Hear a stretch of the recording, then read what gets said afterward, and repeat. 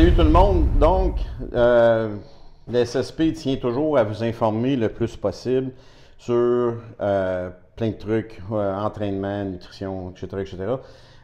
J'ai reçu énormément de questions-réponses de la part de vous, les auditeurs, et j'ai décidé d'appeler ça la jasette autour de la table.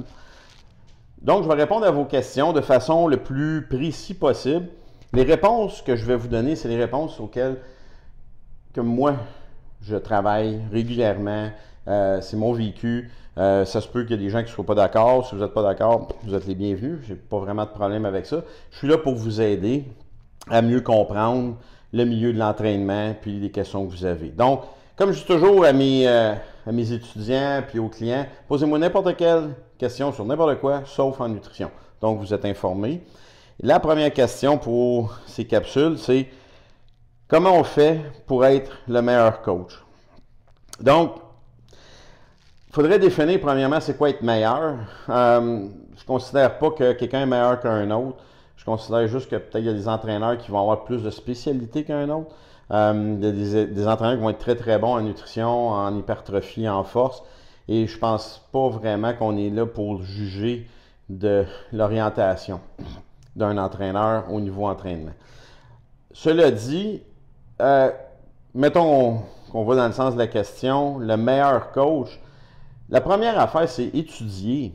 Apprenez, lisez, allez sur des formations, des séminaires, allez vous acheter des livres, mettez de l'argent dans votre éducation, ce serait probablement la meilleure chose à faire. Deuxièmement, arrêtez d'écouter les conseils de mon oncle Gérard autour de la table à Noël. Il s'est probablement jamais entraîné ou à peu près peu, fait que ça serait peut-être idéal de laisser tomber ses conseils. Il n'y a rien qui va battre un séminaire, il n'y a rien qui va battre un webinaire ou des DVD. Personnellement, j'adore vraiment aller en séminaire directement avec les personnes. La qualité numéro un qu'un entraîneur devrait avoir, c'est toujours la curiosité. Cela dit, au fil de ma carrière, j'ai rencontré énormément d'entraîneurs qui ne s'entraînent pas. Ça, je ne la comprendrai jamais. Je pense que c'est la meilleure chose pour apprendre, c'est de pratiquer et de lever des charges. C'est pas nécessairement juste de lever l'eau. Je sais que nous autres, ici, on est associés à lever des charges pesantes et des trucs comme ça.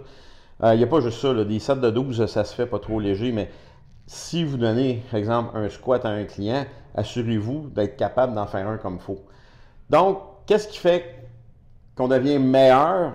C'est l'amélioration constante. C'est qu'est-ce qu'on peut améliorer à tous les jours. Si vous ne connaissez pas le principe Kaizen, je vous suggère fortement de vérifier qu'est-ce que c'est puis de lire sur le principe Kaizen. Je ne vous dirai pas la réponse. Trouvez-le. Ça, c'est une des premières choses. Pourquoi qu'un entraîneur est bon? Ben, c'est parce qu'il cherche puis il trouve ses propres réponses. Arrêtez de vouloir travailler dans la facilité, ça ne fonctionne pas.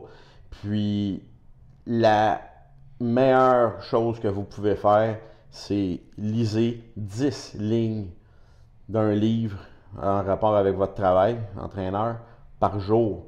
C'est pas long, ça va vous prendre 10 minutes, 15 minutes pour lire, comprendre et assimiler. Sur ce, restez fort.